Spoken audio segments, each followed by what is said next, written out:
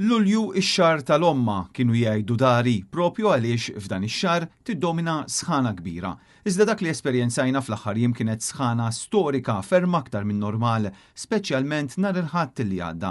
Fil-fatt, iċ-ċentru msejjaħ Copernicus li jagħmel monitoraġġ tal-klima fl-Ewropa irrapporta li l-Ħadd li għadda kienet l-aktar ġurnata sħuna x-xahar ta' Lulju minn kemm ilhom jinġabru r-records. Dan huwa wkoll 13-il xahar konsekuttiv illi fih inkissru r-records preċedenti.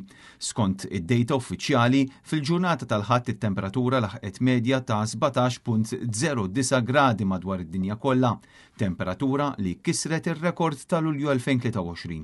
It-temperaturi sħan ma kinux biss fenomenu ta' Malta, tant il-ġimgħa li għaddiet fin-naħat isfel tal-Italja kien hemm diversi rapporti ta' nirien fil-foresti, dan fil-waqt li fil-Greċja kellhom jalqu l-Akropoli sal-numru ta' sigħat.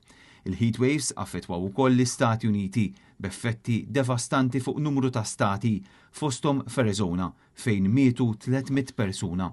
Intant, id-bassir uffiċjali qed jindika li f'pajjiżna f'dawn il-jiem it-temperaturi se jibqgħu qrib is-37 grad Celsius.